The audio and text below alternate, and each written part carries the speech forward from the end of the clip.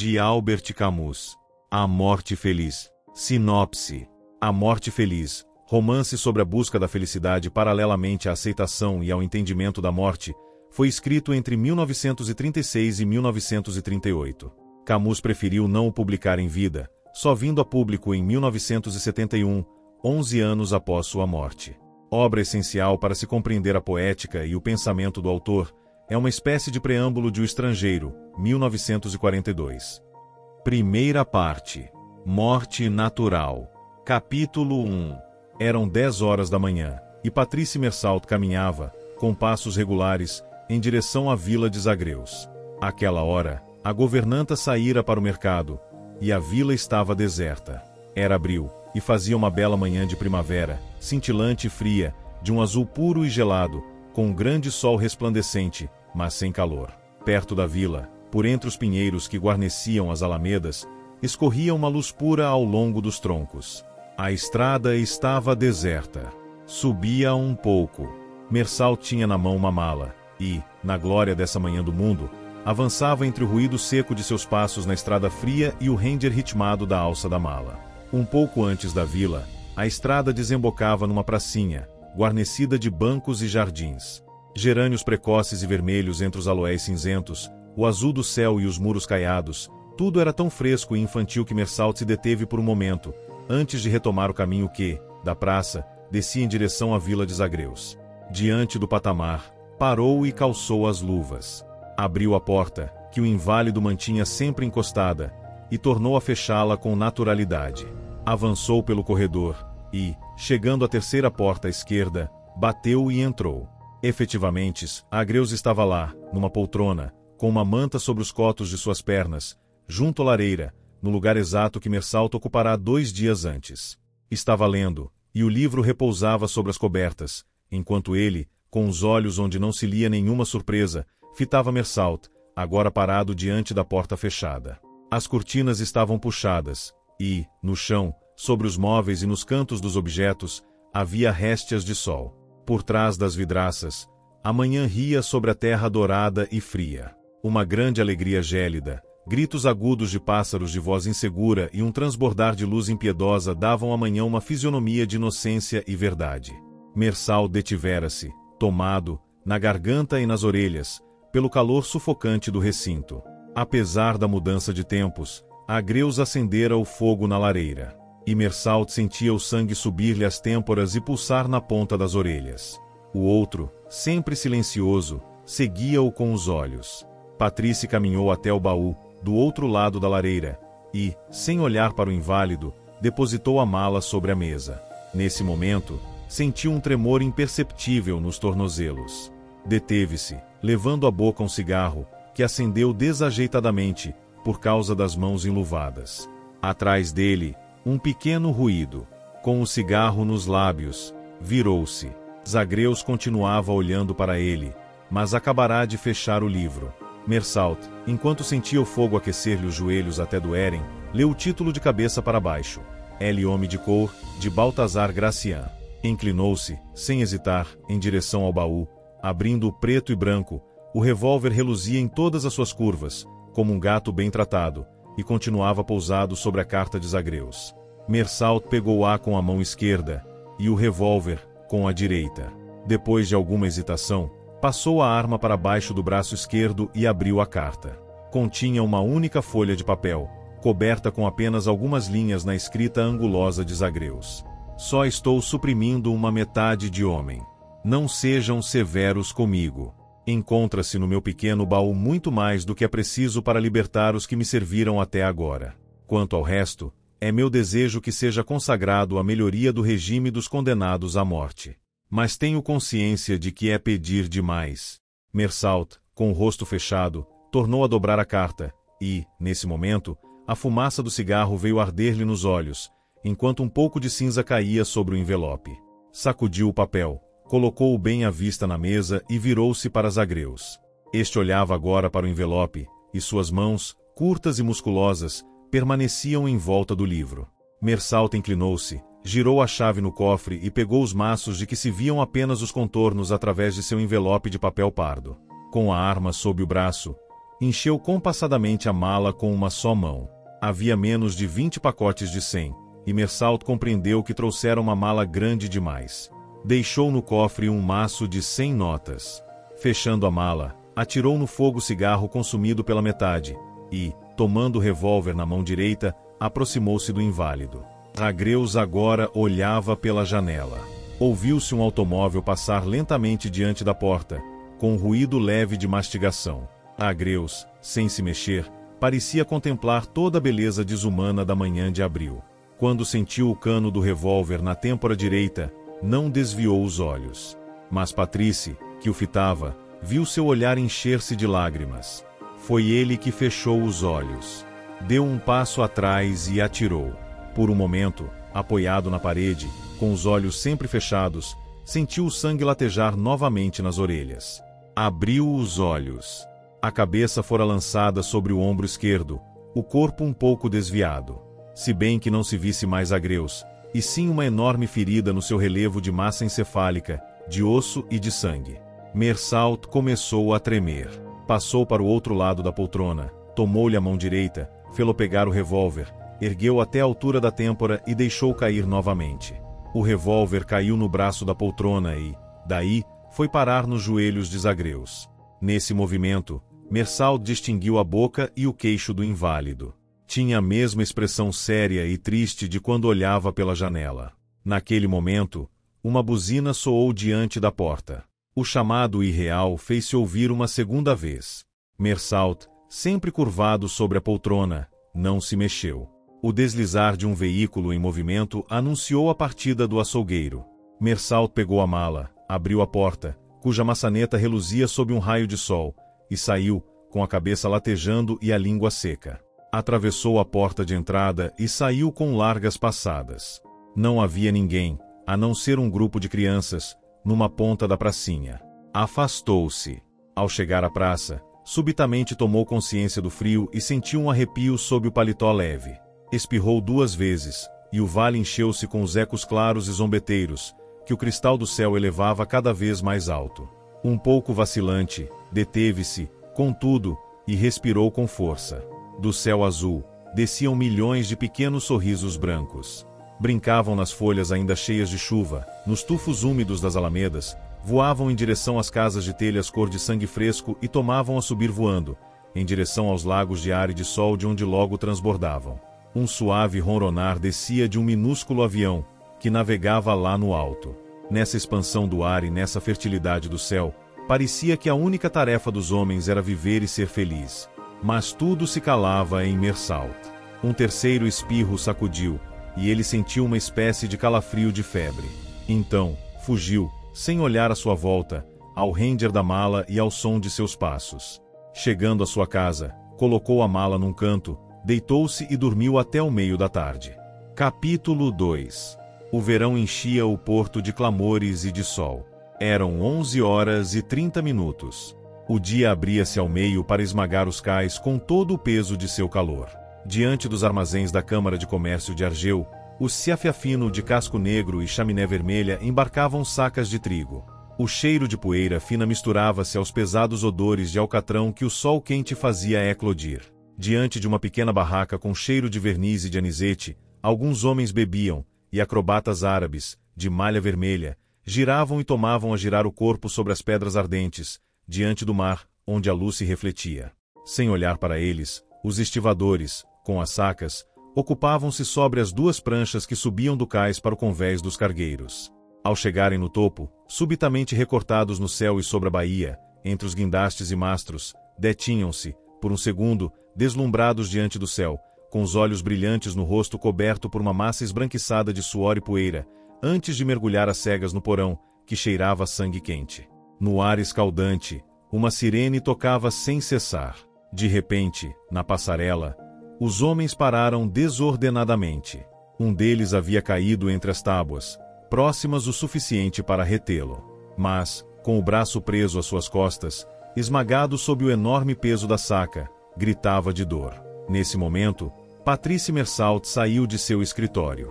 Na soleira da porta, o verão cortou-lhe a respiração.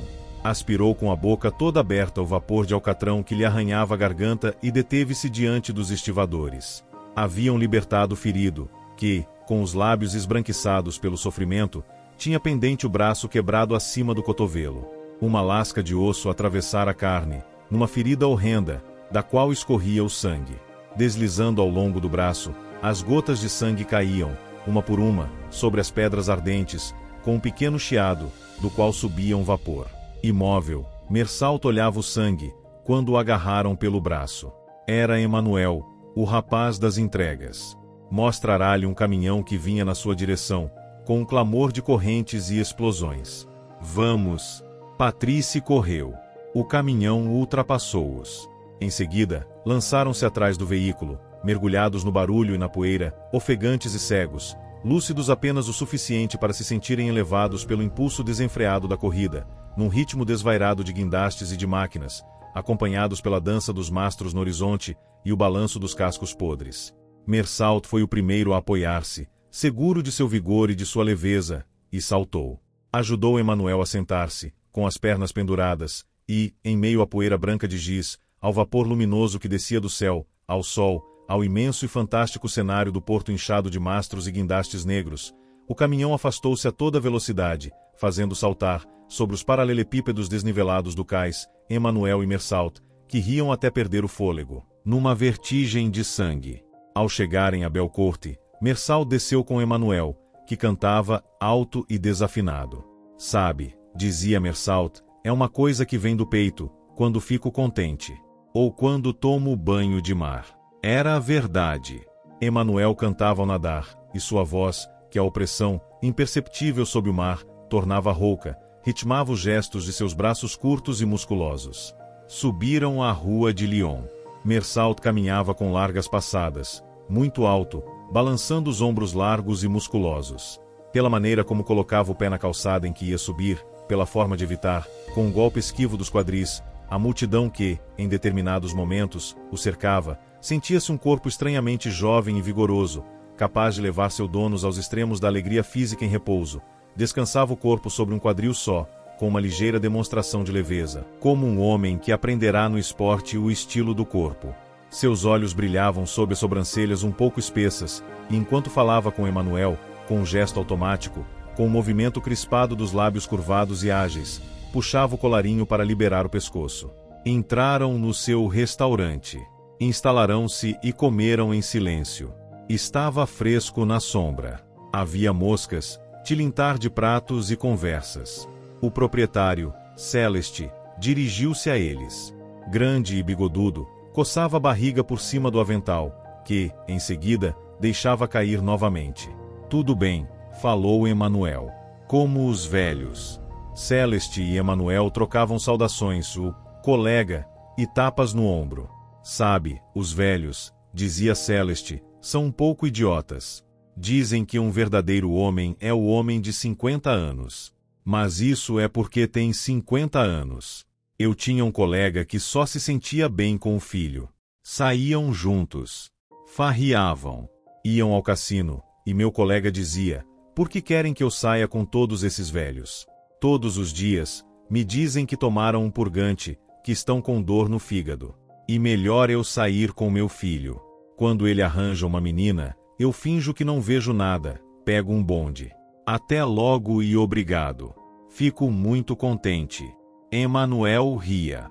E claro, falou Celeste, não era uma autoridade, mas eu gostava dele.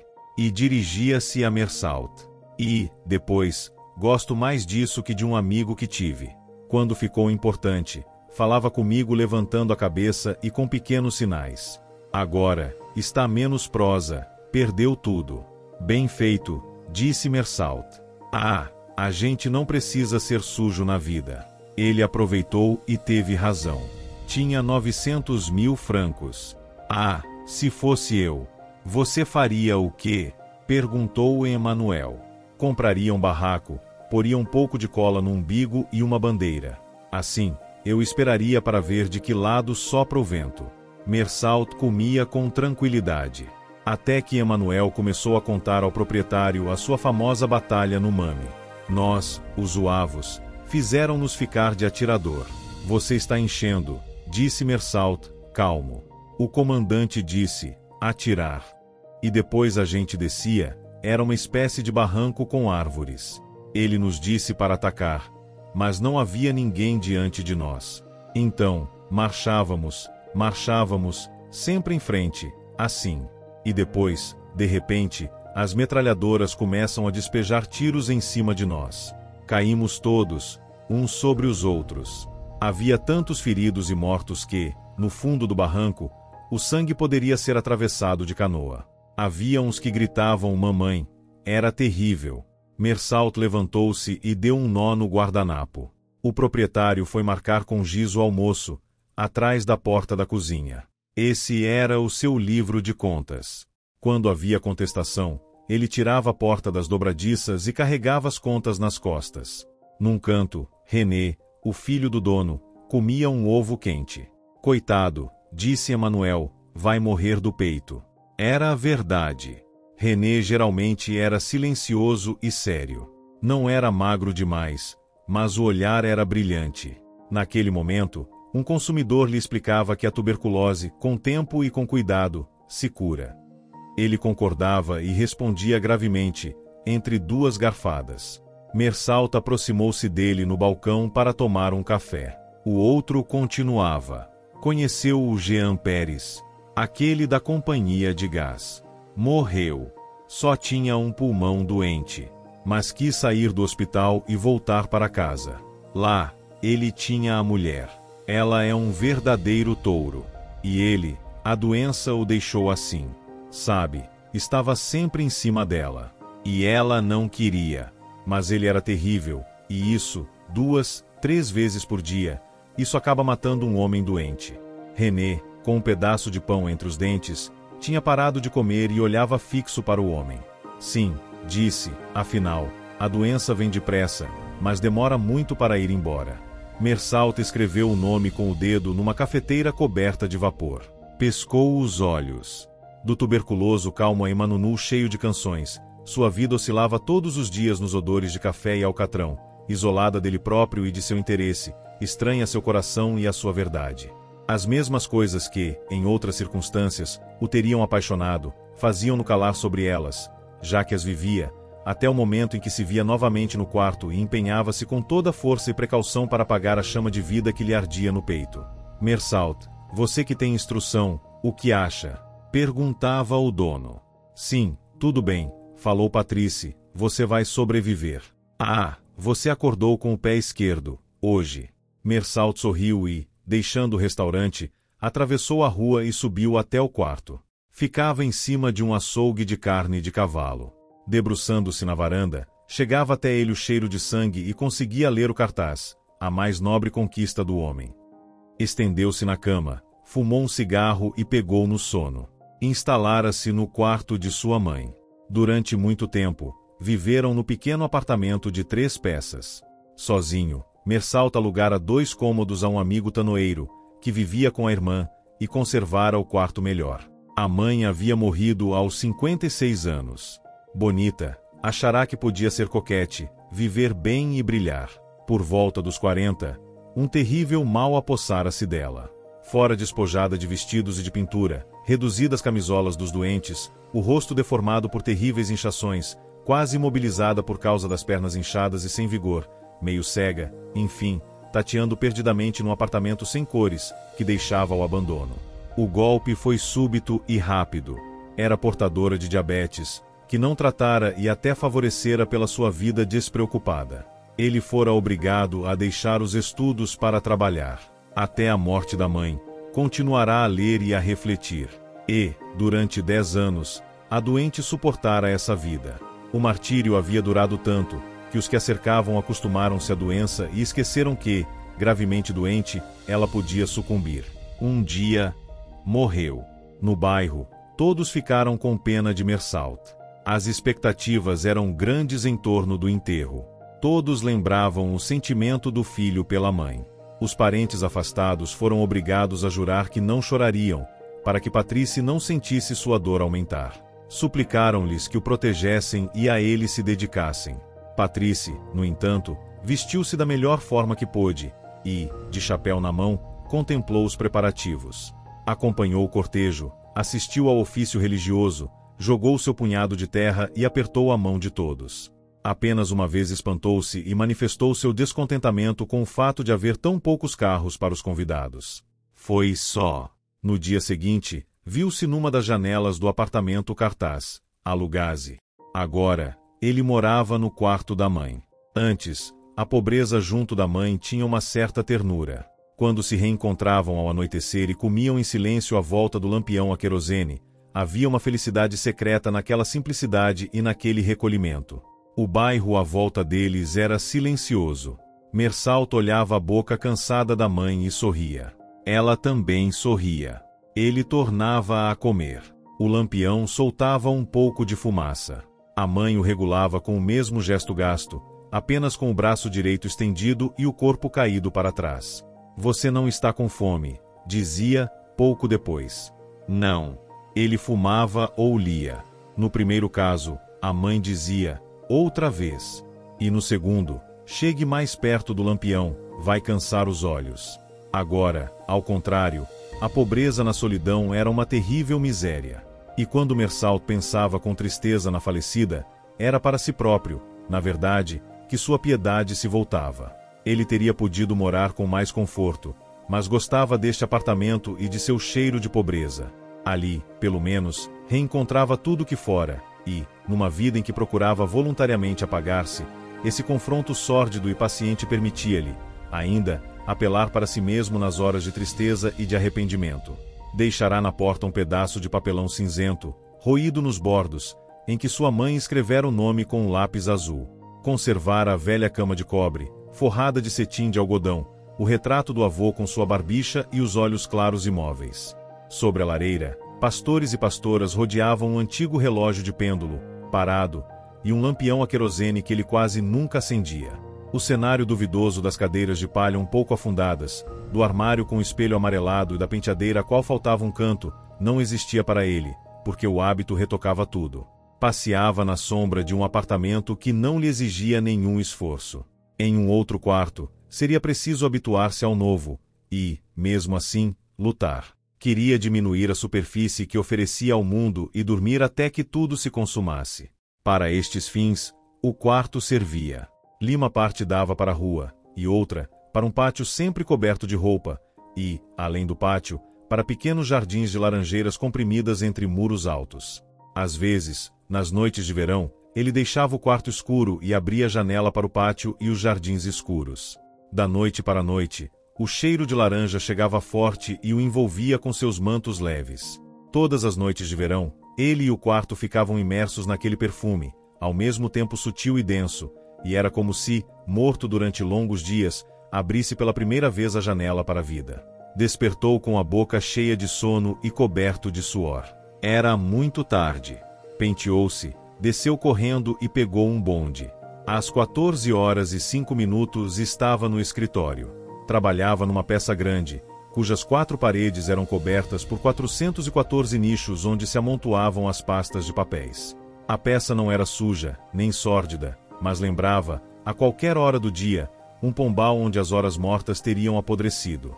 Mersalto verificava os conhecimentos, traduzia as listas de provisões dos navios ingleses e, das 15 às 16 horas, recebia os clientes que desejavam expedir pacotes. Ele pedirá esse trabalho, que, na realidade, não lhe agradava. Mas no início, encontrava nisso uma porta de saída para a vida. Havia rostos vivos, os frequentadores assíduos, uma paisagem e um sopro em que, afinal, sentia o coração bater. Escapava, assim, dos rostos das 3 datilógrafas e do chefe do escritório, o Sr. Langlois. Uma das datilógrafas era bem bonita e recém-casada. A outra vivia com a mãe, e a terceira era uma velha senhora, enérgica e digna, com uma linguagem rebuscada e uma reserva sobre os seus dramas, segundo Langlois, que ele apreciava. Langlois tivera com ela brigas decisivas, em que a velha senhora Herbilon sempre levava vantagem. Ela desprezava Langlois pelo suor que lhe colava as calças às nádegas e pela perturbação de que era tomado diante do diretor, e, às vezes, no telefone, ao ouvir o nome de um advogado ou de um medalhão. O infeliz tentava em vão suavizar a velha senhora ou encontrar o caminho de suas boas graças. Naquela tarde, ele se pavoneava no meio do escritório. Não é verdade, Sr. Erbilon, que me acha simpático. Mersalt traduzia vegetable, vegetais, contemplava acima da cabeça a lâmpada e seu abajur de papelão verde ondulado. Diante dele, havia um calendário de cores berrantes que representava o perdão dos terra-neuvas. Uma almofada de carimbos, um mata-borrão, um tinteiro e uma régua alinhavam-se sobre a mesa. As janelas davam para enormes pilhas de madeiras trazidas da Noruega por cargueiros amarelos e brancos. Ele aguçava os ouvidos. Atrás da parede, a vida respirava com grandes golpes surdos e profundos sobre o mar e o porto. Tão longe, e ao mesmo tempo, tão perto. A campainha das 18 horas o liberou. Era sábado. Ao voltar para casa, deitou-se e dormiu até a hora do jantar. Fritou ovos e comeu-os, sem pão, porque se esquecera de comprá-lo. Depois deitou-se e logo dormiu até a manhã do dia seguinte. Acordou um pouco antes do café, arrumou-se e desceu para comer. Tornou a subir, fez palavras cruzadas, recortou minuciosamente um anúncio do Saiskruchen, que colou num caderno já cheio de velhinhos brincalhões descendo pelos corrimãos de uma escadaria. Feito isto, lavou as mãos e foi para a varanda. A tarde estava linda. No entanto, o calçamento mostrava-se gorduroso, as pessoas eram raras e apressadas. Seguia cada homem com o olhar, atento, deixando-o quando saía do alcance de seus olhos para voltar a um novo transeunte.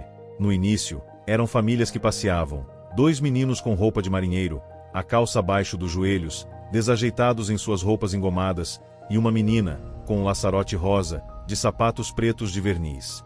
Atrás deles, a mãe de vestido de seda marrom, animal monstruoso envolto num boá, o pai, mais distinto, de bengala na mão.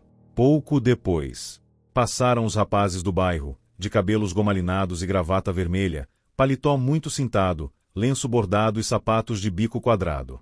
Iam aos cinemas do centro e corriam para o bonde, rindo alto.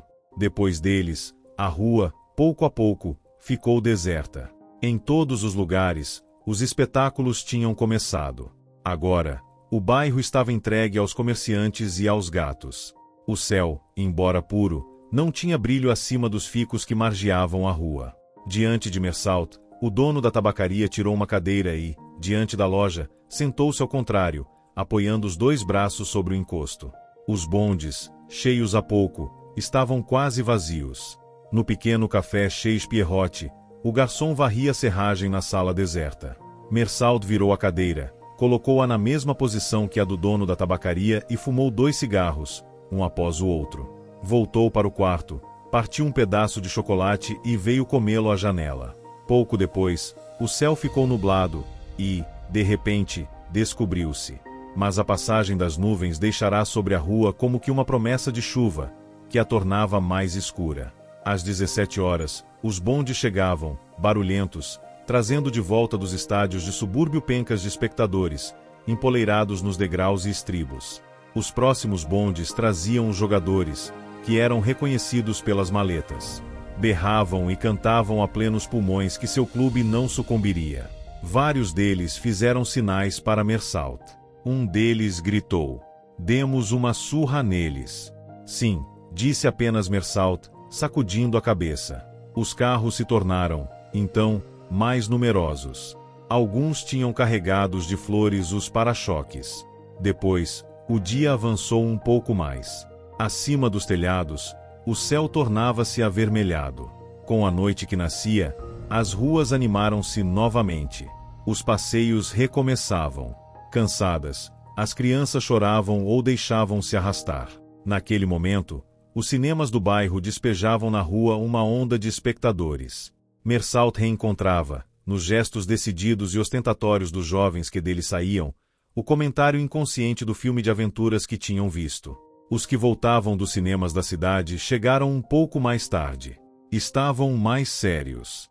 Entre os risos e as piadas, ressurgia-lhes, nos olhos e no andar, uma espécie de nostalgia daquelas vidas de estilo brilhante que o cinema lhes mostrará. Ficaram na rua, indo e vindo. E, na calçada diante de Mersalt, 2 correntes acabaram por se formar. As moças do bairro, de cabeça descoberta, ficavam de braços dados e formavam uma delas. Os rapazes, do outro, lançavam-lhes piadas das quais elas riam, virando a cabeça. As pessoas sérias entravam nos cafés ou formavam grupos nas calçadas, contornados como ilhas pela vaga humana que circulava. A rua agora estava iluminada, e a luz elétrica fazia empalidecer as primeiras estrelas que subiam na noite. Lá embaixo, as calçadas estendiam-se com seus carregamentos de homens e de luzes. A luz fazia brilhar o calçamento gorduroso e os bondes, à distância, colocavam seus reflexos sobre cabelos brilhantes, lábios úmidos, um sorriso ou uma pulseira de prata. Pouco depois, com os bondes escasseando e a noite já negra, acima das árvores e dos postes, o bairro esvaziou-se, e o primeiro gato atravessou lentamente a rua novamente deserta. Mersalt pensou no jantar. Estava com um pouco de dor no pescoço por ter ficado tanto tempo apoiado no encosto da cadeira. Desceu para comprar pão e massas, preparou sua refeição e comeu. Voltou à janela. As pessoas saíam, o ar refrescara. Ele tremia, fechou as vidraças e veio até o espelho, em cima da lareira. A não ser em certas noites, quando recebia Marte ou saía com ela, ou, ainda, quando escrevia para suas amigas de Tunis, toda sua vida estava naquela perspectiva amarelada que o espelho refletia, de um quarto em que o lampião a álcool, imundo, convivia com pedaços de pão. Mais um domingo, disse Mersalt. Capítulo 3. À noite, quando Mersalt passeava pelas ruas, orgulhoso de ver as luzes e as sombras brilharem igualmente no rosto de Marte, tudo lhe parecia maravilhosamente fácil, até a própria força e coragem. Essa beleza que ela despejava sobre ele todos os dias, como a mais fina embriaguez, ficava reconhecido que a ostentasse em público e a seu lado.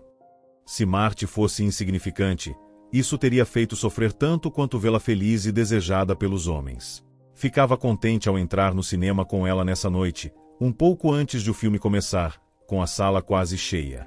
Caminhava à sua frente, por entre os olhares admiradores, com o rosto florido e sorridente e sua beleza violenta.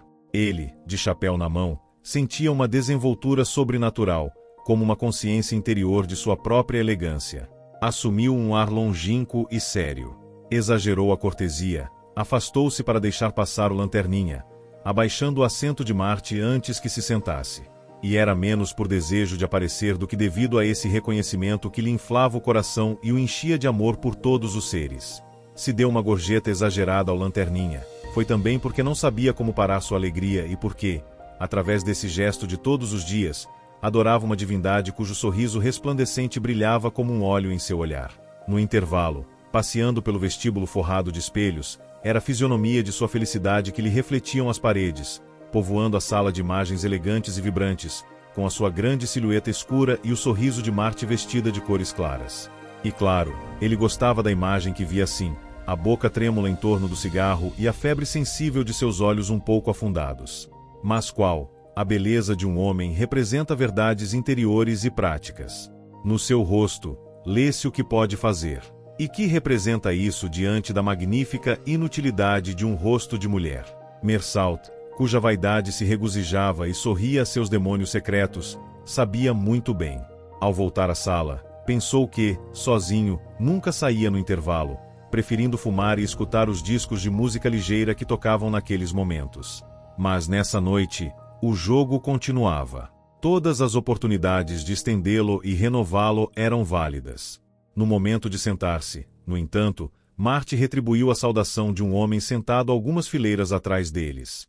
E Mersalt, cumprimentando, por sua vez, julgou ver-lhe um ligeiro sorriso no canto da boca. Sentou-se sem reparar na mão que Marte colocava sobre seu ombro para falar-lhe, e que, há um instante, teria recebido com alegria, como mais uma prova desse poder que reconhecia nele. «Quem é?» perguntou, esperando quem, perfeitamente natural que, na verdade, não deixou de se seguir. «Você sabe muito bem. Esse homem...» «Ah!» disse Marte, e calou-se. «E então? Você quer mesmo saber?» «Não», respondeu Mersalt. Virou-se ligeiramente. O homem olhava a nuca de Marte, sem que nada em seu rosto se mexesse. Era bastante bonito, com belos lábios bem vermelhos, mas de olhos inexpressivos. Mersalt sentiu ondas de sangue subirem-lhe às têmporas. Diante de seu olhar, agora sombrio, as cores brilhantes desse cenário ideal em que vivia algumas horas estavam agora ofuscadas. Não tinha necessidade de ouvi-lo. Tinha certeza, o homem dormira com Marte. E o que crescia em Mersalt, como um pânico, era a ideia do que esse homem podia dizer a si próprio. Sabia muito bem, ele que também pensara, você pode sempre se vangloriar. Só ao pensar que esse homem, naquele instante mesmo, revia os gestos precisos de Marte e seu jeito de cobrir os olhos com o braço no momento do prazer, pensar que esse homem também tentará afastar aquele braço para ler o levantar tumultuado dos deuses sombrios nos olhos da mulher, Mersalt sentia tudo desmoronar-se dentro de si, e, sob as pálpebras fechadas, enquanto a campainha do cinema anunciava o recomeço do espetáculo, crescia nele um pranto de raiva. Esquecia Marte, que fora apenas o pretexto de sua alegria, e, agora, o corpo vivo de sua cólera. Durante muito tempo, Mersalt manteve os olhos fechados, até o momento em que os reabriu para a tela. Um carro capotava, e num grande silêncio de toda a orquestra, só uma das rodas continuava a girar lentamente, arrastando no seu círculo obstinado toda a vergonha e a humilhação nascidas do coração mau de Mersalt. Mas dentro dele, uma necessidade de certeza fazia-o esquecer-se de sua dignidade. Marte, ele foi seu amante? Sim, disse ela. Mas estou interessada no filme. Naquele dia, Mersalt começou a apegar-se a Marte. Ele a conhecera há alguns meses, atraído por sua beleza e por sua elegância. Um rosto um pouco largo, mas regular, os olhos dourados, e os lábios tão bem pintados que ela parecia alguma deusa de rosto desenhado. Uma tolice natural que brilhava nos seus olhos acusava, ainda, seu ar longínquo e impassível. Até agora, a cada vez que Mersalt tinha com uma mulher os primeiros gestos decisivos, consciente da desgraça que determina que o amor e o desejo se expressem da mesma forma, ele pensava no rompimento antes de ter estreitado esse ser em seus braços. Mas Marte acontecerá no momento em que Mersalt se liberava de tudo e de si mesmo. A preocupação de liberdade e de indiferença só é concebível num ser que ainda vive de esperança. Naquela época, para Mersalt, nada contava. E, na primeira vez em que Marte se descontraiu nos seus braços e que ele viu, nos traços que a proximidade tornará suaves, os lábios até então imóveis como flores pintadas, animarem-se e oferecerem-se a ele, não vislumbrou o futuro através dessa mulher. Mas toda a força de seu desejo fixou-se nela e encheu-se com essa aparência. Os lábios que ela lhe estendia pareciam-lhe a mensagem de um mundo sem paixão e inflado de desejo, em que seu coração se teria satisfeito. Isso ele sentia como um milagre. O coração batia com uma emoção que quase confundiu com o amor. E, quando sentiu a carne cheia e elástica sob os dentes, foi com uma espécie de liberdade selvagem que mordeu furiosamente, depois de tê-la acariciado com os próprios lábios durante muito tempo. Tomou-se sua amante naquele mesmo dia. Depois de algum tempo, a harmonia no amor era perfeita. Mas, conhecendo-a melhor, perderá pouco a pouco a intuição desta estranheza que lera nela e que, inclinado sobre sua boca, ele procurava agora fazer nascer às vezes. Foi assim que Marte, habituada à reserva e à frieza de Mersalt, jamais compreenderá por que, num bonde carregado de gente, ele um dia lhe pedirá os lábios. Perplexa, ela os estendera. E ele os beijou como gostava, acariciando-os primeiro com seus lábios e mordendo-os lentamente. Em que aconteceu? Perguntara ela, depois. Sorrira do jeito que ela gostava, o sorriso rápido que responde, e dissera, estou com vontade de me comportar mal, para voltar novamente ao seu silêncio. Ela também não compreendia o vocabulário de Patrice. Depois do amor, naquele momento em que, no corpo liberado e distendido, o coração cochila, cheio apenas da afeição carinhosa que se dá a um cão gracioso, Mersalt dizia-lhe, sorrindo. Bom dia, aparência. Marte era datilógrafa. Não amava Mersalt, mas apegara-se a ele, na medida em que ele a intrigava e lisonjeava. Desde o dia em que Emanuel, a quem Mersalt lhe apresentará, havia dito dele. Sabe, Mersalt é um bom sujeito. Tem qualquer coisa lá dentro. Mas é muito calado. Então, a gente se engana. Ela olhava com curiosidade. E como ele a fazia feliz no amor, não exigia mais nada, acomodando-se o melhor possível com esse amante silencioso e pouco barulhento, que nunca lhe pedia nada e que a aceitava quando ela bem entendia. Ficava apenas um pouco atrapalhada diante desse homem cujos defeitos não via. No entanto, naquela noite, ao sair do cinema, compreendeu que alguma coisa conseguia atingir Mersalt. Ficou calada a noite toda e dormiu na casa dele. Não a tocou naquela noite. Mas, a partir daquele momento, ela usou a sua vantagem. Já lhe dissera que tinha tido amantes. soube encontrar as provas necessárias. No dia seguinte, contrariando seus hábitos, veio à casa dele ao sair do trabalho. Encontrou-o dormindo, e sentou-se ao pé da cama de cobre sem despertá-lo. Ele estava em mangas de camisa, e as mangas arregaçadas deixavam ver a parte interna branca do braço musculoso e moreno. Ele respirava regularmente, com o peito e o ventre ao mesmo tempo. 2 sulcos entre as sobrancelhas davam-lhe uma expressão de força e de teimosia, que ela conhecia bem. Os cabelos caíam em cachos na testa muito morena, na qual pulsava uma veia. E, assim, abandonado sobre os ombros largos, com os braços ao longo do corpo, e uma das pernas semidobrada, parecia um deus solitário e teimoso, atirado adormecido em um mundo estranho. Diante de seus lábios inchados pelo sono, ela o desejou. Nesse momento, ele entreabriu os olhos e tornou a fechá-los, dizendo, sem raiva: "Não gosto que me olhem quando estou dormindo." Ela atirou-se ao pescoço e beijou-o. Ele ficou imóvel. "Ah, querido, outra mania sua. Não me chame de querido, por favor. Já lhe disse." Deitou-se junto dele e olhou-o de perfil. "Eu me pergunto o que você parece, assim." Ele suspendeu a cabeça e virou-se de costas para ela. Muitas vezes no cinema, no teatro ou em casa de estranhos, Marty reconhecia gestos ou tiques de Meursault. Nisto, aliás, ele sabia bem a influência que exercia sobre ela, mas esse hábito, que muitas vezes o lisonjeava, hoje o irritava. Ela colou-se às suas costas e recebeu no ventre e nos seios todo o calor de seu sono. A noite caía rapidamente e o quarto mergulhava no escuro. Do interior da casa, chegavam choros de crianças apanhando, um miado, o bater de uma porta. Os postes da rua iluminavam a varanda. De quando em quando, passava um bonde. E, depois dele, o cheiro de bairro, feito de anisete e carne grelhada, chegava ao quarto em baforadas pesadas. Marty sentiu o sono dominá-la. "Está com um ar zangado", disse. "Desde ontem. É por isso que eu vim. Você não diz nada?" Ela sacudiu-o. Meursault continuou imóvel. Estava atento, na escuridão já espessa, à curva brilhante de um sapato debaixo da penteadeira. "Sabe", disse Marty, "aquele sujeito de ontem, bem, eu exagerei. Não foi meu amante." "Não?" perguntou Meursault. "Enfim, não completamente." Meursault não dizia nada. Via perfeitamente os gestos, os sorrisos. Cerrou os dentes. Depois, levantou-se, abriu a janela e voltou a sentar-se na cama. Ela aninhou-se contra ele, passou a mão entre 2 botões de sua camisa e acariciou-lhe o peito. "Quantos amantes você teve?" perguntou. "Afinal, você me irrita." Meursault se calara. "Uns 10, disse ela. Com Meursault, o sono pedia o cigarro.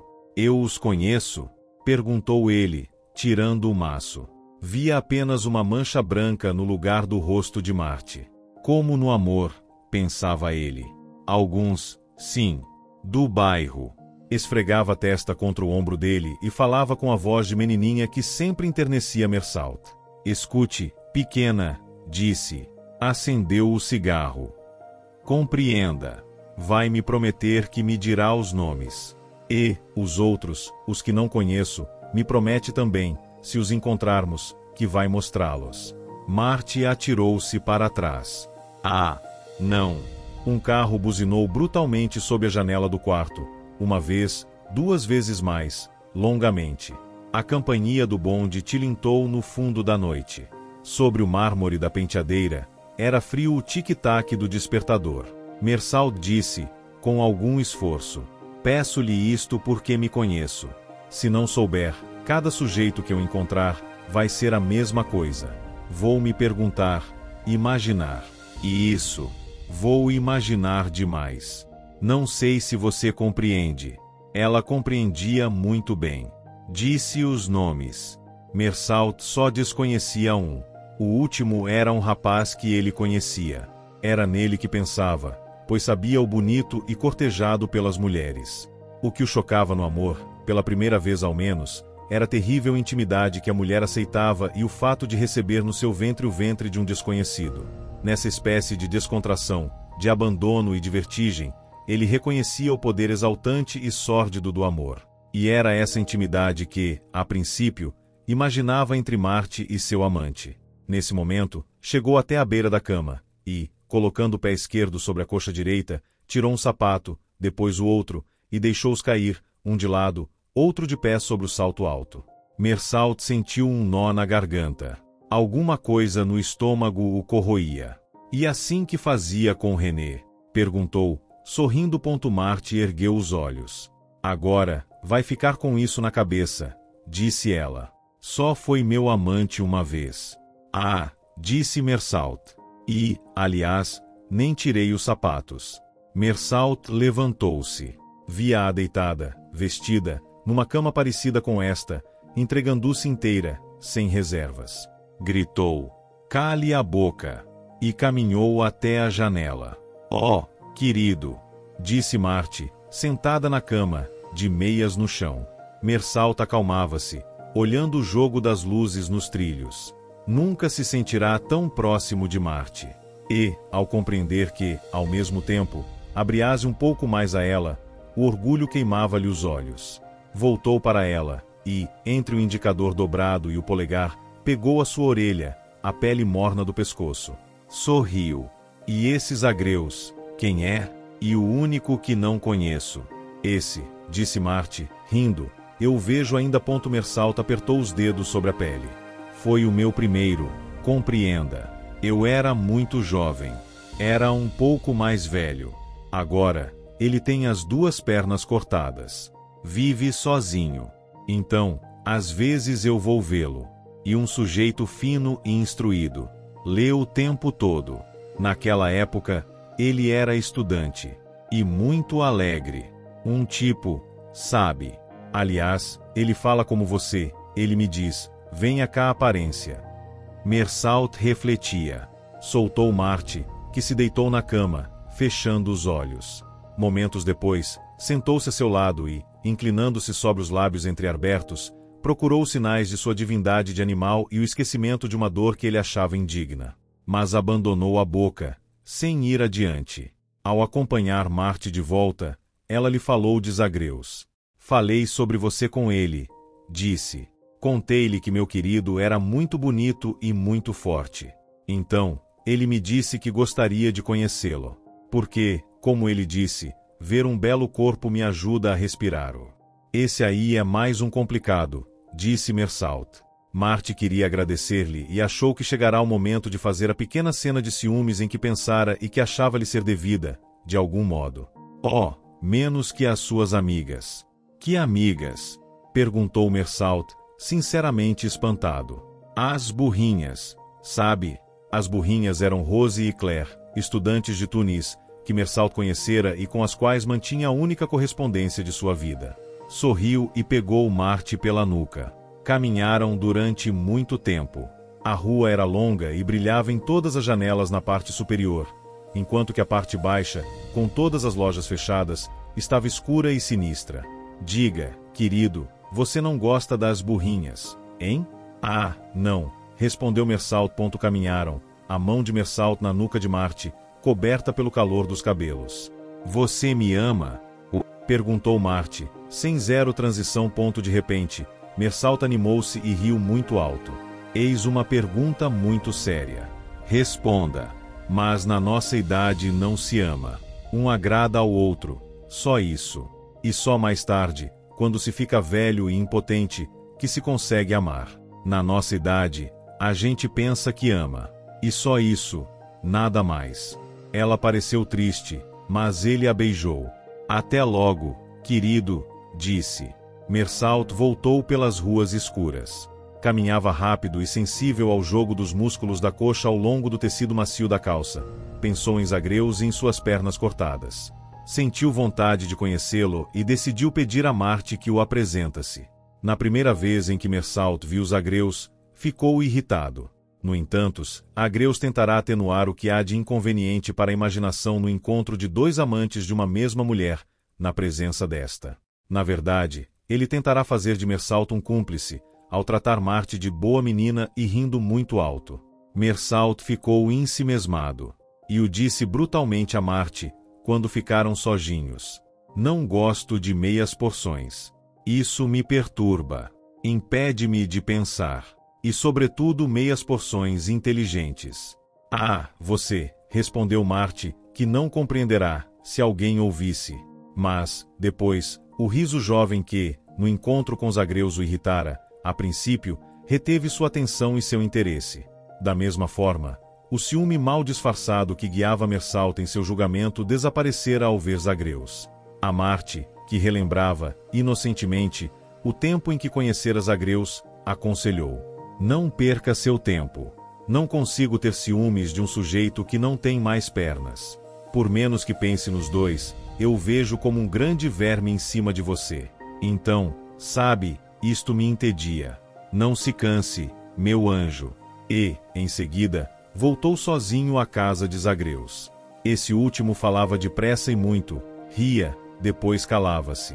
Mersalt sentia-se bem naquela peça grande onde Zagreus ficava, entre seus livros e cobres marroquinos, o fogo e seus reflexos no rosto discreto do Buda-Khmer sobre a escrivaninha.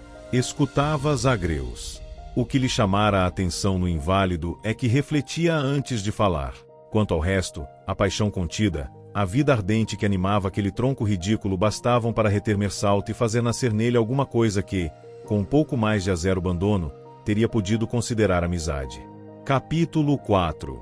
Naquela tarde de domingo, depois de ter falado e brincado muito, Roland Zagreus mantinha-se em silêncio, junto ao fogo, na sua grande cadeira de rodas, emergindo dos cobertores brancos.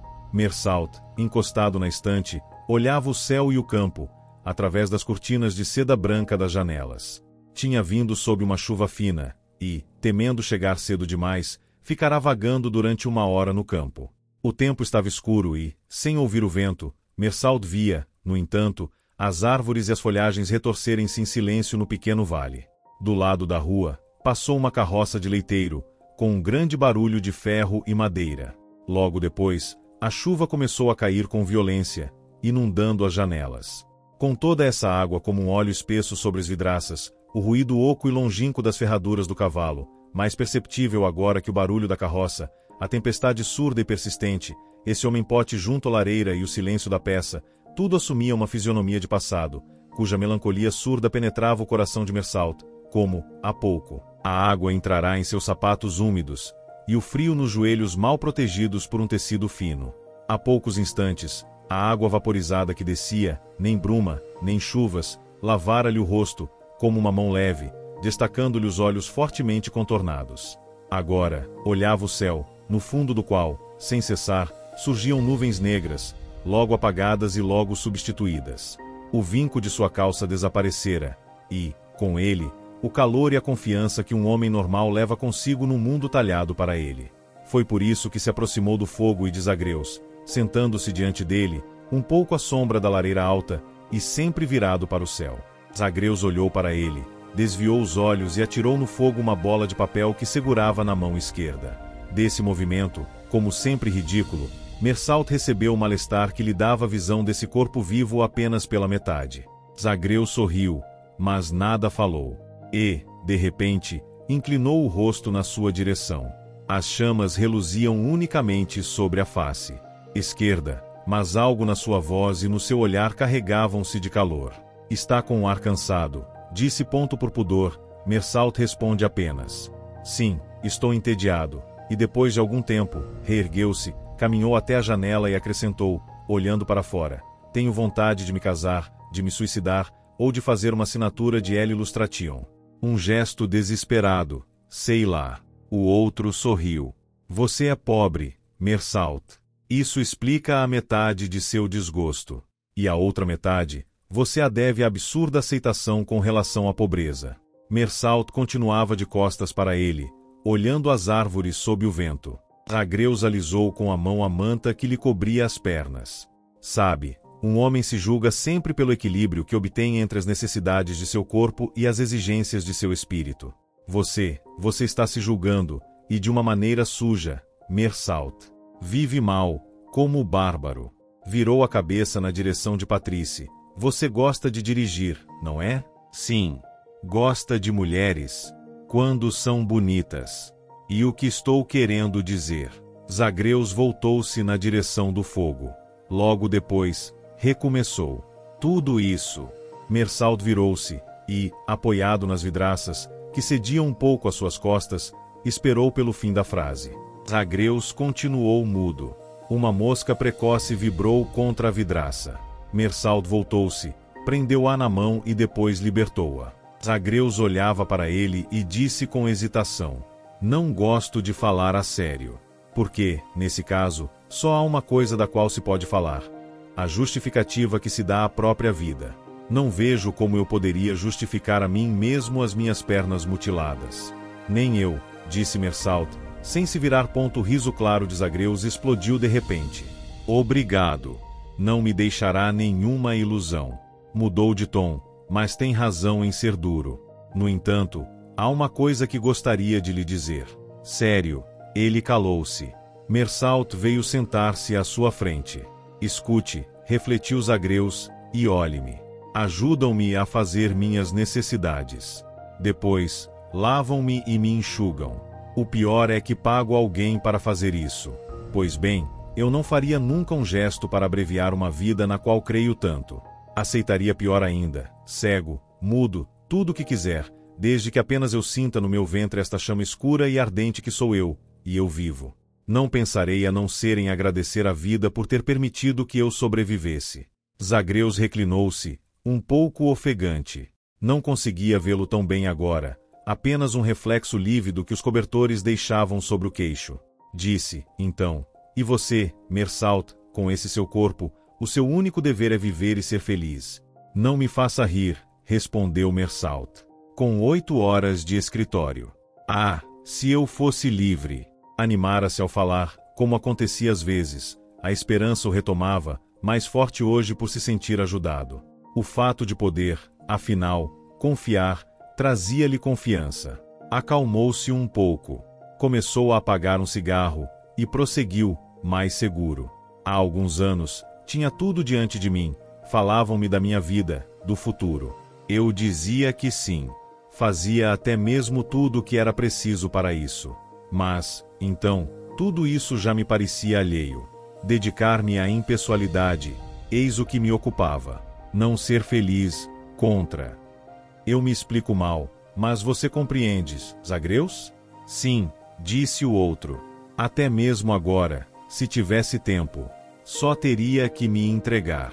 Tudo que me acontecesse além disso, pois bem, seria como a chuva sobre uma pedrinha. Ela refresca e isso já é muito bonito. No outro dia, ela estará ardente de sol. Sempre me pareceu que a felicidade é exatamente isso." Zagreus cruzara as mãos. No silêncio que se seguiu, a chuva pareceu redobrar e as nuvens incharam-se até formar uma bruma indistinta. A sala escureceu um pouco mais, como se o céu tivesse despejado nela sua carga de sombras e silêncios. E o inválido disse com interesse: "Um corpo tem sempre o ideal que merece. Esse ideal da pedrinha, se me permite, é preciso um corpo de semideus para sustentá-lo." "E verdade", disse Mersault, um tanto surpreso, "mas não exageremos. Faço muito esporte, é só. E sou capaz de ir muito longe na volúpia." Zagreus refletiu. "Sim", disse, "melhor para você. Conhecer os limites do corpo, essa é a verdadeira psicologia. Aliás, isso não tem importância. Não temos tempo de sermos nós mesmos. Só temos tempo de sermos felizes." "Mas será que se aborreceria se lhe pedisse para precisar a sua ideia de impessoalidade?" "Não", disse Mersault, e calou-se. Zagreus tomou um gole de chá e abandonou a xícara cheia. Bebia muito pouco, não queria urinar mais do que uma vez por dia. Por força de vontade, conseguia sempre reduzir a carga de humilhações que cada dia lhe trazia. "Não há pequenas economias. E um recorde como outro qualquer", dissera ele, um dia, a Mersault. Algumas gotas d'água caíram pela primeira vez na lareira. O fogo gemeu. A chuva redobrava nas vidraças. Em algum lugar, uma porta bateu. Na estrada em frente, os carros passavam como ratos luzidios. Um deles buzinou longamente e, através do vale, o som oco e lúgubre ampliou ainda mais os espaços úmidos do mundo, até que a sua própria lembrança tornou-se para Mersault um componente do silêncio e da angústia daquele céu. "Peço-lhe perdão, Zagreus, mas há muito que não falo de certas coisas. Então, não sei mais, ou não sei bem. Quando vejo a minha apenas vida e sua cor secreta, sinto em mim como que um tremor de lágrimas. Como esse céu. E, ao mesmo tempo, chuva e sol, meio-dia e meia-noite. Ah, Zagreus! Penso nos lábios que beijei, na criança pobre que fui, na loucura de vida e de ambição que me domina em determinados momentos. Sou tudo isso ao mesmo tempo. Tenho certeza de que há momentos em que você não me reconheceria. Extremo na desgraça, desmedido na felicidade, não sei dizer. Você joga em vários tabuleiros ao mesmo tempo? Sim, mas não como amador, disse Mersault, com veemência. Cada vez que penso nesse caminho de dor e de alegria em mim, sei bem, e com que arrebatamento, que a partida que jogo é a mais séria, a mais exaltante de todas. Zagreus sorria. Você tem, então, alguma coisa a fazer? Mersault disse, violentamente. Tenho que ganhar a vida, o meu trabalho, essas 8 horas que outros suportam, me impedem de fazê-lo. Calou-se e acendeu o cigarro que segurara até agora entre os dedos. E, no entanto, disse, antes de apagar o fósforo, se eu tivesse forças suficientes, e paciência. Soprou o fósforo e esmagou a ponta carbonizada nas costas da mão esquerda. E sei bem até que ponto da vida vou chegar. Não faria de minha vida uma experiência. Eu serei a experiência de minha vida. Sim, sei que paixão me invadiria com toda a sua força. Antes, era jovem demais. Metia-me no meio do caminho. Hoje, disse ele, compreendi que agir, amar, sofrer, tudo isso é, na verdade, viver, mas é viver na medida em que se é lúcido e se aceita o destino, como reflexo único de um arco-íris de alegrias e de paixões, que é igual para todos. Sim, disse Zagreus, mas você não pode viver assim e trabalhar. Não, porque estou em estado de revolta, e isso não é bom. Zagreus calou-se. A chuva parara, mas no céu a noite substituíra as nuvens, e a escuridão agora pouco a pouco ficava completa no cômodo. Só o fogo iluminava os rostos brilhantes do inválido e de Mersault. Zagreus, há muito silencioso, se unhou para Patrícia, e disse apenas: muitas dores esperam aqueles que o amam. E deteve-se, surpreendido diante da reação repentina de Mersault, que, com a cabeça na sombra, disse com violência: o amor que me dão não me obriga a nada. E verdade, disse Zagreus, mas só estava fazendo uma constatação. Você ficará só um dia, nada mais. Mas sente-se e ouça. O que você disse me impressionou. Sobretudo uma coisa, porque confirma tudo que minha experiência de homem me ensinou. Gosto muito de você, Mersault. Aliás, por causa de seu corpo. Foi ele que lhe ensinou tudo isso. Hoje, parece-me que lhe posso falar sem reservas. Mersault tornou a sentar-se lentamente e seu rosto entrou na luz jamais vermelha de um fogo que chegava ao fim. De repente, na moldura da janela, sentia-se por trás das cortinas de seda como que uma abertura na noite. Alguma coisa se distendia por trás das vidraças. Um brilho leitoso entrou na peça e Mersault reconheceu nos lábios irônicos e discretos do Bodhisattva e nos cobres cinzelados o rosto familiar e fugidio das noites estreladas e enluaradas que ele tanto amava. Era como se a noite tivesse perdido seu forro de nuvens e reluzisse agora em seu brilho tranquilo. Na estrada, os carros passavam menos rápido. No fundo do vale, um alvoroço repentino preparou os pássaros para o sono. Ouviam-se passos diante da casa e, nessa noite como um leite sobre o mundo, os ruídos soavam mais vastos e mais claros. Entre o fogo incandescente, o palpitar do despertador e a vida secreta dos objetos familiares que o cercavam, tecia-se uma poesia fugaz, que preparava Mersault para receber de um outro coração, na confiança e no amor, o que Zagreus ia dizer. Ele inclinou-se um pouco na sua poltrona, e foi diante do céu que escutou a estranha história de Zagreus. Tenho certeza, começou, de que não se pode ser feliz sem dinheiro. Só isso. Não gosto nem de facilidade, nem de romantismo. Gosto de estar consciente das coisas. Pois bem, reparei que em certas pessoas de elite há uma espécie de snobismo espiritual em acreditar que o dinheiro não é necessário à felicidade. E bobagem, está errado, e, de certa forma, é covardia. Veja, Mersault, para um homem bem-nascido, ser feliz nunca é complicado. Basta retomar o destino de todos, não com vontade de renúncia, como tantos falsos grandes homens, mas com desejo de felicidade. Só que é preciso tempo para ser feliz. Muito tempo. A felicidade também é uma longa paciência. E, em quase todos os casos, gastamos nossa vida ganhando dinheiro, quando seria preciso, pelo dinheiro, ganhar o seu tempo. Esse é o único problema que me interessou. E preciso. E claro, Zagreus deteve-se e fechou os olhos. Mersalt olhava para o céu obstinadamente. Por um momento, os ruídos da estrada e do campo tomaram-se nítidos, e Zagreus recomeçou, sem pressa. Oh, bem sei que a maioria dos homens ricos não tem nenhuma noção da felicidade. Mas não é esta a questão. Ter dinheiro é ter tempo. Não saio disso. O tempo se compra. Tudo se compra. Ser ou ficar rico é ter tempo de ser feliz quando se é digno de sê-lo. Olhou para a Patrícia. Aos 25 anos, Mersalt, eu já havia compreendido que todo ser, com a noção, a vontade e a exigência de felicidade, tinha o direito de ser rico. A exigência de felicidade me parecia o que há de mais nobre no coração do homem. A meu ver, tudo se justificava por isso. Bastava um coração puro. Zagreus, que continuava olhando para Mersalt, de repente começou a falar mais lentamente, com uma voz fria e dura, como se quisesse tirar Mersalt de sua aparente distração. Aos 25 anos, comecei minha fortuna. Não recuei diante das trapaças. Não teria recuado diante de nada. Em alguns anos, havia realizado toda a minha fortuna líquida. Calcule, Mersalt, quase 2 milhões. O mundo abria-se a mim.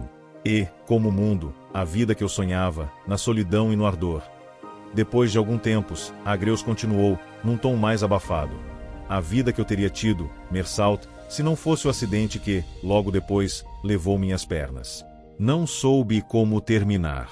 E agora, veja, você compreende bem, não é, que eu não tenha querido viver uma vida diminuída. Há 20 anos, meu dinheiro está ali, perto de mim. Vivi modestamente. Mal toquei na quantia. Passou as mãos duras pelas pálpebras e disse, um pouco mais baixo, e preciso não sujar nunca a vida com beijos de inválido. Nesse momento, Zagreus abrirá o pequeno baú que estava encostado à lareira e mostrará um grande cofre de aço escurecido com a chave. Sobre o cofre, havia uma carta e um grande revólver preto. Ao olhar involuntariamente curioso de Mersalt, Zagreus responderá com um sorriso. Era muito simples. Nos dias em que ele sentia demais a tragédia que o privava de sua vida, colocava diante de si essa carta, que não datara, e que fazia parte de seu desejo de morrer. Depois, colocava a arma na mesa, aproximava o revólver e encostava nele a testa, rolava-o pelas têmporas, acalmava sob o frio do aço a febre de suas faces. Ficava assim por um longo momento, deixando vagar os dedos ao longo do gatilho, até que o mundo se calasse à sua volta, quando, já sonolento, todo o seu ser se envolvia na sensação do aço frio e salgado, do qual podia sair a morte. Assim, ao sentir que lhe bastaria datar a carta e atirar, experimentar a absurda facilidade da morte, sua imaginação era bastante viva para representar em todo o seu horror o que significava para ele a negação da vida, e levava, no seu semisono, todo o desejo de sobreviver na dignidade e no silêncio. Depois, despertando por completo, com a boca cheia de uma saliva já amarga, lambia o cano da arma, introduzia nele a língua e agonizava afinal com uma felicidade impossível. Sem dúvida, fracassei na vida. Mas tinha razão, então, tudo pela felicidade, contra o mundo que nos envolve com sua burrice e sua violência. Zagreus riu, por fim, e acrescentou, veja, Mersalt. Toda a baixeza e a crueldade de nossa civilização medem-se por este axioma tolo de que os povos felizes não têm história. Agora era muito tarde. Mersalt não calculava bem as horas. Sua cabeça fervilhava com uma excitação febril. Na boca, tinha o calor e o azedume dos cigarros que fumara. A luz à sua volta continuava cúmplice. Pela primeira vez, desde o seu relato, olhou na direção de Zagreus. Acho que entendo, disse. O inválido, cansado pelo longo esforço, respirava surdamente. Depois de um silêncio, disse, no entanto, com dificuldade. Gostaria de ter certeza. Não me faça dizer que o dinheiro faz a felicidade. Entendo apenas que, para uma certa classe de seres, a felicidade é possível, com a condição de ter tempo, e que ter dinheiro é liberar-se do dinheiro. Ajeitou-se na sua poltrona, sob os cobertores. A noite fechará-se sobre si mesma, e, agora, Mersalt quase não via Roland. Seguiu-se um longo silêncio, e Patrice, querendo restabelecer o contato, assegurar-se na escuridão da presença desse homem, disse, levantando-se e um pouco às cegas. E um belo risco para se correr. Sim, disse o outro, com uma voz abafada. E melhor apostar nesta vida que na outra. Para mim, é claro, é outro negócio. Um farrapo, pensou Mersalt. Um zero no mundo. Há 20 anos, não consegui fazer a experiência de uma certa felicidade. Esta vida que me devora, eu não a teria conhecido por inteiro, e o que me apavora na morte é a certeza que ela me trará de que minha vida foi consumada sem mim. À margem, você entende?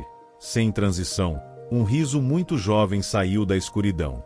Isso quer dizer, Mersalt, que, no fundo, e no meu estado, ainda tenho esperança.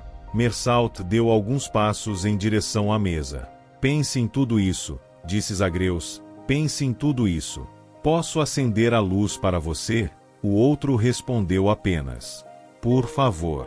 As narinas e os olhos redondos de Roland destacaram-se, mais pálidos, na luz resplandecente. Respirava com dificuldade. Ao gesto de Mersalt, que lhe estendia a mão, respondeu balançando a cabeça e rindo muito. Não me leve a sério demais. Isso sempre me irrita, sabe, o ar trágico que as pessoas assumem diante de minhas pernas cortadas. Está zombando de mim, pensou o outro. Considere trágica apenas a felicidade. Pense bem nisso, Mersalt, você tem um coração puro. Pense nisso. Depois, olhou-o bem nos olhos, e após algum tempo, disse, e tem também 2 pernas, o que não estraga nada. Sorriu, então, e tocou uma campainha. Vá embora, meu querido, tenho que fazer o meu pipi. Capítulo 5. Ao voltar para casa naquele domingo à noite, com todos os pensamentos em Zagreus, Mersalt, antes de entrar no quarto, ouviu gemidos que vinham do apartamento de Cardona, o tanoeiro. Bateu na porta. Não houve resposta. Os lamentos continuavam. Sem hesitar, entrou. O tanoeiro estava enrolado como uma bola na cama, chorando com grandes soluços de criança. A seus pés, a fotografia de uma mulher de idade. Ela morreu, disse a Mersalt, com grande esforço. Era verdade, mas isso ocorrerá há tanto tempo. Ele era surdo, meio mudo, mau e violento. Até então, morara com a irmã. Mas esta, cansada de sua maldade e de seu despotismo, refugiara-se junto aos filhos. E ele ficará só, tão desamparado quanto pode ficar um homem que é obrigado a cozinhar e arrumar a casa pela primeira vez. A irmã havia contado suas brigas a Mersalt, com quem se encontrara um dia na rua. Ele tinha 30 anos, era baixo, bastante bonito. Desde a infância, morara com a mãe. Era o único ser que lhe inspirava qualquer temor, mais supersticioso que fundamentado.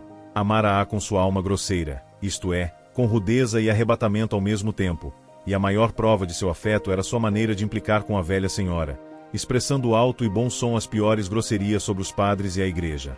Se ficou tanto tempo com a mãe, foi, também, por não ter inspirado a nenhuma mulher um relacionamento sério. Algumas raras aventuras ou o bordel autorizavam-no, contudo, a dizer-se homem. A mãe morreu. A partir daquele momento, passou a morar com a irmã. O quarto que ocupavam lhes fora alugado por Mersalt. Sozinhos os dois, sofriam e galgavam uma longa vida suja e escura. Falavam-se com dificuldade. Dessa forma, passavam dias inteiros sem trocar uma única palavra. Mas ela partirá. Ele era orgulhoso demais para queixar-se e pedir que voltasse. Vivia só. De manhã, comia no restaurante. À noite, em casa, alguns frios. Lavava a roupa de cama e seus pesados macacões de operário. Mas deixava o quarto na mais pegajosa sujeira.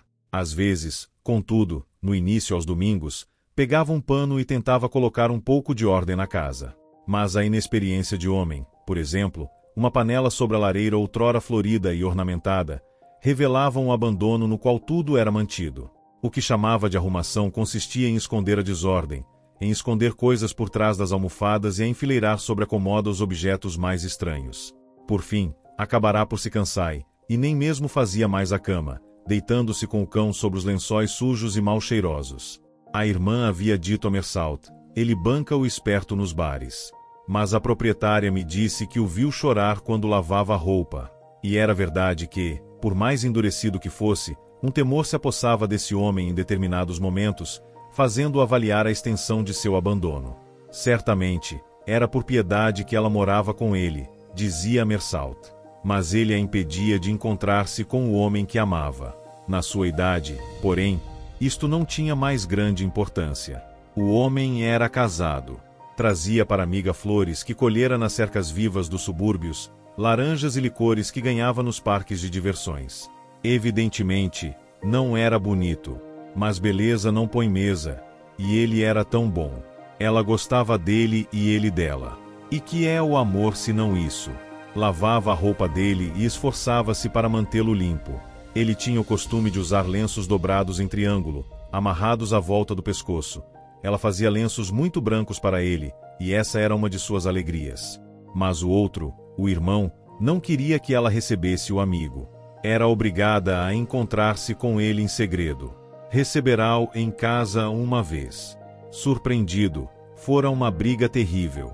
O lenço em triângulo ficará, depois da partida deles, num canto sujo da peça, e ela refugiara-se em casa do filho. Mersalt pensava naquele lenço, diante do quarto sórdido que se oferecia a seus olhos. Naquela ocasião, todos se compadeceram do tanoeiro, no entanto, por estar tão só. Ele havia falado a Mersalt de um possível casamento. Tratava-se de uma mulher mais velha. E, sem dúvida, fora tentada pela esperança de carícias jovens e robustas. Ela as teve antes do casamento. Depois de algum tempo, o amante renunciara ao projeto, declarando que a achava velha demais. E ele ficou só naquela pequena casa do bairro. Pouco a pouco, a sujeira o cercou, sitiou-o, veio bater em sua cama, submergindo-o, depois, de maneira indelével. A casa era feia demais. E, para um homem pobre que não se sente bem em casa, há uma casa mais acessível, rica, iluminada e sempre acolhedora: o bar. Os do bairro eram particularmente animados. Reinava neles aquele calor de rebanho, que é o último refúgio contra os terrores da solidão e suas vagas aspirações. O homem mudo optou pelo bar como residência. Mersalt via-o lá todas as noites. Graças a ele, retardava ao máximo o momento da volta. Lá, reencontrava o seu lugar entre os homens. Naquela noite, porém, os bares não tinham bastado. Ao voltar para casa, deve ter apanhado a fotografia e, com ela, despertado as ressonâncias do passado morto. Redescobriu aquela que havia amado e com quem implicara. No quarto horrendo, só, diante da inutilidade de sua vida, reunindo as últimas forças, tomara consciência do passado que fora sua felicidade. Era preciso acreditar nisso pelo menos, e que, na conjunção desse passado e de seu miserável presente, brotou uma centelha de sublimidade, uma vez que o fizera chorar. Como sempre acontecia quando se encontrava diante de uma manifestação brutal da vida, Mersalt ficava sem força e cheio de respeito diante dessa dor animal. Sentou-se sobre a colcha suja e amarrotada e colocou a mão no ombro de Cardona. Diante dele, sobre o encerado da mesa, havia, em desordem, um lampião a álcool, uma garrafa de vinho, migalhas de pão, um pedaço de queijo e uma caixa de ferramentas. No teto, teias de aranha. Mersalt, que nunca entrará naquele quarto desde a morte da mãe, media, pela sujeira e pela miséria viscosas que o enchiam, o caminho percorrido por esse homem. A janela que dava para o pátio estava fechada. A outra, apenas entreaberta. O lampião, pendurado e cercado por um baralho em miniatura, lançava sua luz redonda e tranquila sobre a mesa, os pés de Mersalt e de Cardona e uma cadeira um pouco adiante da parede que ficava de frente para eles. Cardona, no entanto, pegara a foto nas mãos, olhava para ela e, beijando-a, dizia, com sua voz de doente: pobre mamãe. Mas era a si mesmo que lamentava. Ela estava enterrada no horrendo cemitério que Mersalt conhecia bem, no outro extremo da cidade. Ele quis sair. Disse, articulando bem, para se fazer entender: não pode ficar assim. Não tenho mais trabalho, disse o outro, com esforço, e, estendendo a fotografia, com uma voz entrecortada: eu a amava, e Mersalt traduzia: ela me amava. Está morta, e ele compreendeu, estou só. Fiz o tonelzinho para ela no dia de seu santo. Sobre a lareira, havia um pequeno tonel de madeira envernizada, guarnecido de aros de cobre e de uma torneira brilhante. Mersalt retirou a mão do ombro de Cardona, que se abandonava por inteiro, sobre os travesseiros imundos. De debaixo da cama, chegou um suspiro profundo e um cheiro repugnante. O cão saiu lentamente, encolhendo-se, e pousou sobre os joelhos de Mersalt a cabeça de longas orelhas e olhos dourados. Mersalt olhava para o pequeno tonel. No quarto sórdido onde o homem respirava com dificuldade, com o calor do cão sob os dedos, fechava os olhos sobre o desespero que, pela primeira vez em muito tempo, o inundara como um mar. Diante da infelicidade e da solidão, seu coração dizia-lhe hoje, não. E, na grande angústia que o enchia, Mersalt sentiu bem que sua revolta era a única coisa válida. O resto era miséria e condescendência. A rua, que ontem se animara sob as janelas, continuava cheia de ruídos. Dos jardins sob o terraço subiu um cheiro de ervas. Mersalt ofereceu um cigarro a Cardona e ambos fumaram sem falar. Os últimos bondes passaram e, com eles, as lembranças ainda vivas dos homens e das luzes. Cardona adormeceu e logo roncava com o nariz cheio de lágrimas. O cão, enrolado aos pés de Mersalt, mexia-se às vezes e gemia em seus sonhos. A cada movimento, seu cheiro chegava até Mersalt. Encostado à parede, tentava comprimir no coração a revolta da vida. O lampião queimava, e acabou por se apagar, com um cheiro horrível de querosene. Mersalt cochilara e despertou com os olhos fixos na garrafa de vinho. Com um grande esforço, levantou-se, foi até a janela do fundo e ficou imóvel. Do coração da noite, chegavam chamados e silêncios. Nos limites do mundo que cochilava aqui, um navio chamou demoradamente os homens para a partida e os recomeços. No dia seguinte, Mersalt matava zagreus, voltava para casa e dormia a tarde toda. Acordava com febre. E, à noite, sempre deitado, mandou chamar o médico do bairro, que o considerou gripado. Um empregado do seu escritório veio saber notícias, trazendo o pedido de licença. Alguns dias depois, tudo se arranjara. Um artigo, um inquérito. Tudo justificara o gesto de Zagreus. Marty veio ver Mersalt e disse, suspirando, há dias em que gostaria de estar no lugar dele. Mas, às vezes, é preciso mais coragem para viver do que para se matar. Uma semana depois, Mersalt embarcava para Marsella. Para todo mundo, ele ia repousar na França. De Lyon, Marty recebeu uma carta de rompimento, com a qual apenas seu amor próprio sofreu. Ao mesmo tempo, ele anunciava que lhe haviam oferecido uma situação excepcional na Europa Central. Marty escreveu-lhe sobre o seu sofrimento para uma caixa postal. Essa carta jamais chegou às mãos de Mersalt, que, no dia seguinte ao de sua chegada a Lyon, teve um violento acesso de febre e pegou um trem para Praga. No entanto, Marty lhe anunciava que, após vários dias no necrotérios, Agreus havia sido enterrado, e que foram necessárias várias almofadas para acomodar seu tronco no caixão.